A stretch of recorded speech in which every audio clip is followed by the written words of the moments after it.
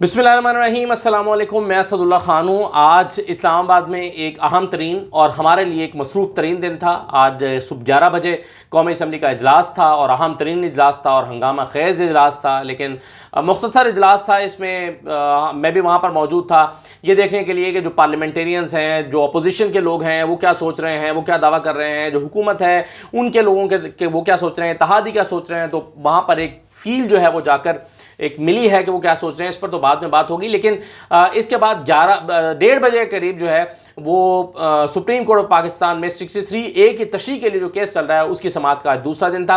1:35 पर यह समाअत शुरू हुई और तकरीबन 3 बजे तक यह समाअत चली।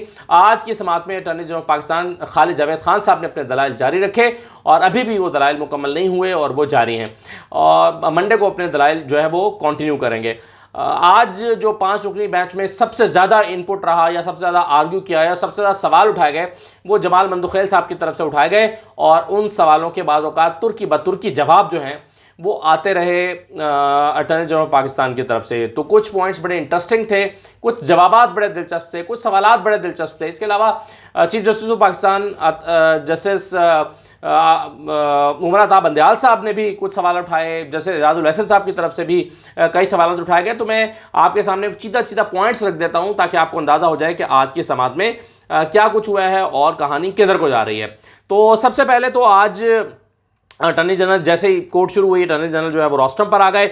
उन्होंने कहा कि कल मैंने पार्लिमानी निज़ाम हुकूमत में पार्टी और उसके टिकट के दरमियान ताल्लुक़ को बयान किया था। आज मैं 62 और 63 के ताल्लुक़ को इस्टेब्लिश करने की कोशिश करूँगा।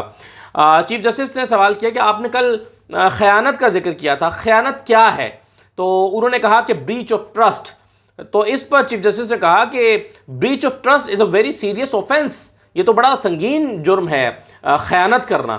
तो उस पर यानी इसका कहने का मतलब ये था कि अगर ये साबित हो जाए कि ये ख़यानत हुई है तो ख़यानत तो फिर अगेन 62(1)(f) के ज़ुमरे में आ सकता है। यानी एक इबहाम या इस्तिफ़हामिया अंदाज में ये एक बात शायद उनके ज़हन में मौजूद थी जिससे लगता है कि ये सवाल उठाया गया।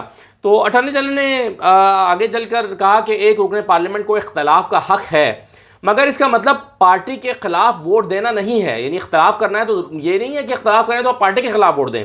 इसका मतलब और रास्ता ये है कि आप इस्तीफ़ा दें और अवाम के पास जाएं। और उन्होंने कहा कि ख्वाजा तारिक रहीम केस में भी सुप्रीम कोर्ट ने यही किया था कि इस्तीफ़ा दें और दोबारा अवाम के पास जाएं। फिर अटॉर्नी जनरल जो हैं उन्होंने कहा कि अगर एतराज़ है तो यानी अगर किसी रुकन को एतराज़ है तो 2 लफ्ज़ लिखें कि आई हैव रिज़ाइंड। आइन कहता है कि पार्टी के खिलाफ जाने वाला शख्स डिफेक्टर है, यानी आप रिजाइन करें और जाएं। फिर उन्होंने कहा कि can I go and tell my children with pride that today I am declared as defector. यानी ये कोई काबिल फ़ख्र बात है कि मैं डिफेक्टर जो है वो डिक्लेयर हो जाऊं, और क्या ये अच्छी चीज़ है? ये जब से अटॉर्नी जनरल दलाइल दे रहे हैं वो यही कह रहे हैं कि सिस्टम की प्योरिटी की बात कर रहे हैं, मोरालिटी की बात कर रहे हैं, अखलाकियात की बात कर रहे हैं। तो आज भी उन्होंने कहा कि क्या ये अच्छी बात है और क्या कोई प्राइड से जाकर अपने बच्चों से कह सकता है कि वाह वाह बच्चों आज मैं जो है वो डिफेक्टर डिक्लेयर किया गया हूं? तो अगर ये नहीं है तो इसका मतलब है कि ये बुरी चीज़ है। उमर अता बंदयाल साहब ने कहा कि शायद आप बिट्रेल की बात कर रहे हैं, यानी अगर कोई ज़ाती मुफाद के लिए अगर बिट्रेल करे, यानी उनका कहने का मतलब था कि आप बिट्रेल की बात कर रहे हैं, ये इख्तलाफ का मामला है। इख्तलाफ और बिट्रेल को अलग अलग करके देखने की ज़रूरत है। उन्होंने ये कहा नहीं, लेकिन उनके कहने का मतलब ये था कि आप तो बिट्रेल की बात कर रहे हैं। अटॉर्नी जनरल ने कहा कि देयर आर 2 रूट्स, हम वक्त के साथ साथ सीखें और जमहूरी निज़ाम को परवान चढ़ाएं, गलतियां करें और आहिस्ता आहिस्ता वक्त को चलने दें और आहिस्ता आहिस्ता जाके हम अपनी इस्लाह करें। या दूसरा यह है कि हम आज इस मुअज़्ज़ज़ अदालत में खड़े हैं, यहाँ डिफ़ाइन कर दें और आप हमें रास्ता दिखा दें कि ऐसा करने वाले रुकन के साथ क्या होगा। अच्छा, अब जस्टिस जमाल मंदुखेल साहब ने कहा कि क्या यह बेहतर ना होता कि वज़ीर आज़म इन्हें खुद बुलाते और इनके एतराज़ात को सुनते? तो यहाँ पर अटॉर्नी जनरल ने कुछ और बात भी की, लेकिन फिर साथ में उन्होंने कहा कि गुलाम इसाक़ खान भी ऐसा ही करते थे, मुलाकातें करवाते थे और फिर हुकूमत को घर भेज देते थे।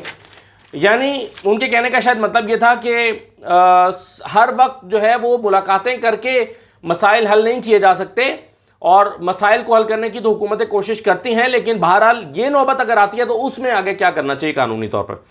जैसे जमाल मंदुखेल साहब ने कहा कि अभी डिफेक्शन हुई नहीं है, आप एप्रीहेंड कर रहे हैं। यानी एक जब कोई डिफेक्शन करेगा तो कानून हरकत में आएगा ना। आप पहले से एप्रीहेंड कर रहे हैं कि फलां शख्स जो है वो कत्ल करने वाला है, तो कत्ल का कानून तो उसके ऊपर लागू नहीं होगा। कानून जुर्म को रोकने के लिए ही बनाया जाता है, जाहिर है कानून तभी इंप्लीमेंट होगा जब कत्ल होगा, ये उन्होंने कहा। अटॉर्नी जनरल ने कहा कि कानून कत्ल होने से रोक भी तो सकता है। पूरी कौम इंतजार कर रही है कि 63A के नतीजे में डिफेक्शन की क्या सजा होगी। अटॉर्नी जनरल ने कहा कि मैं गुजारिश करूंगा कि मुझे आप मौका दें, मैं 62 और 63 के को कनेक्ट करके अपना केस इस्टेब्लिश करूं। और फिर उन्होंने कहा कि if I am able to connect 62 with 63 then it is my case, otherwise it's not my case. यानी अगर मैं 63 को 63 के साथ कनेक्ट करके नहीं साबित कर सका या पॉइंट इस्टेब्लिश कर सका तो फिर ये मेरा केस ही नहीं है, फिर मुझे इससे कोई पूरी उम्मीद ही नहीं होना चाहिए।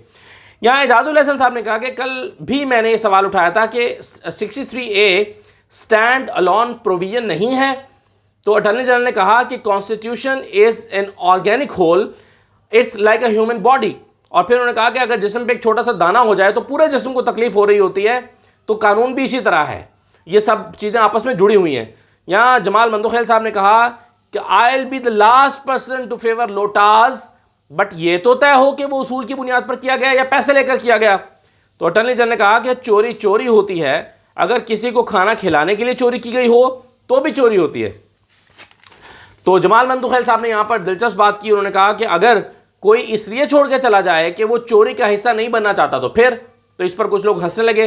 और अटॉर्नी जनरल ने कहा कि आप ये एज्यूम करें कि ऐसी कोई बात नहीं है। वैसे भी ये सब टीवी पर खुद कह चुके हैं कि इमरान खान चोरी नहीं कर रहा है, यानी इमरान खान के करप्शन पर कोई सवाल नहीं उठा रहा जो लोग छोड़ के जा रहे हैं।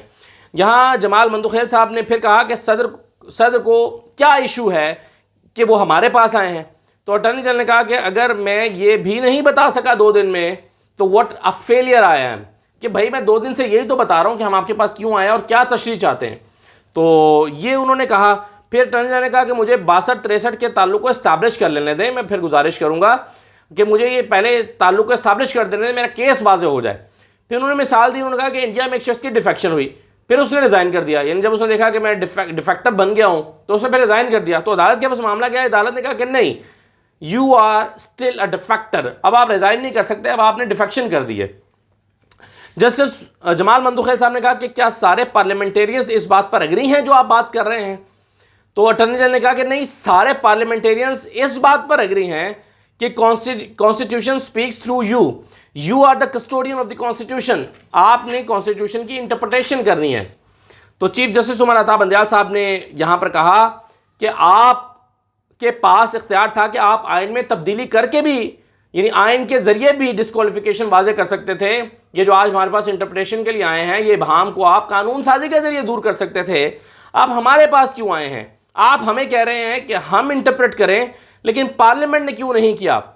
तो अटॉर्नी जनरल ने कहा कि जैसे 62(1)(f) में ये नहीं लिखा था कि नाअहली की मुद्दत क्या होगी और इस मुअज़्ज़ज़ अदालत ने इसको इंटरप्रेट किया और तय किया कि इसकी नाअहली की मुद्दत क्या होगी, इसी तरह हम चाहते हैं कि आप भी ये तय कर दें।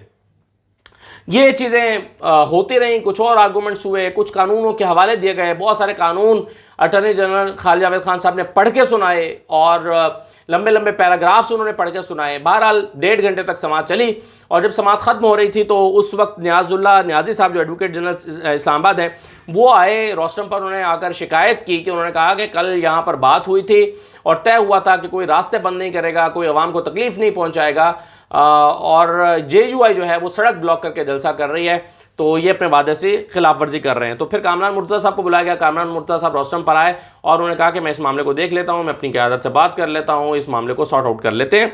तो उस पर जजेस ने कहा, ख़ास तौर पर जस्टिस एजाजुल हसन साहब ने, कि हमें उम्मीद है और यकीन है कि कामरान मुर्तज़ा साहब अदालत से वादा खिलाफ़ी नहीं करेंगे, उन्होंने जो कहा है उस पर अमल दरामद होगा। और ये कहकर फिर समाअत पीर तक के लिए मुलतवी कर दी गई। मैं आपको ये कहना चाहता हूँ कि ये जो केस है ये अभी 2-3 दिन के अंदर ख़त्म होता हुआ नज़र नहीं आ रहा, क्योंकि अटॉर्नी जनरल ने दलाइल देने हैं, उसके बाद अपोजिशन की जमातों के दलाइल हैं,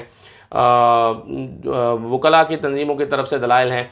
तो काफ़ी सारे दलाइल जो हैं वो अभी आने हैं और उसके बाद फिर जाके ये केस जो है वो निपटेगा। दूसरी तरफ इस जो पार्लियामेंट के अंदर है, शायद मंडे को टेबल हो जाएगा जो तरीक़े एतमाद है, और उस पर बहस होनी है और फिर 3 दिन के अंदर उसकी वोटिंग होनी है। तो देखिए पहले वोटिंग होती है या पहले इस केस का फ़ैसला आता है, ये इन दोनों का आपस में गहरा ताल्लुक़ है, और अगर फ़ैसला पहले आता है या बाद में आता है इससे फ़र्क पड़ेगा। क्या फ़र्क पड़ेगा ये मैंने कल की वीडियो में इसको एक्सप्लेन कर दिया था। बहरहाल आज की सूरत हाल मैंने अदालत से जो है वो बता दी है, और आप 7 बजे मेरा 92 पर शो भी देख सकते हैं जो पार्लियामेंट हाउस के बाहर से मैंने किया है, जिसमें मैंने बहुत सारे पार्टीज़ के, मुख्तलिफ पार्टीज़ के बहुत सारे जो मेंबर्स हैं, पार्लियामेंटेरियंस हैं, उनसे बातचीत की है। उससे भी आपको एक अंदाज़ा हो सकता है कि वहाँ पर क्या चल रहा है, और मैं इस सूरत हाल को ख़ुद भी बाद में एक्सप्लेन कर दूँगा किसी और वीडियो में। अभी इजाज़त दीजिए, अल्लाह हाफ़िज़।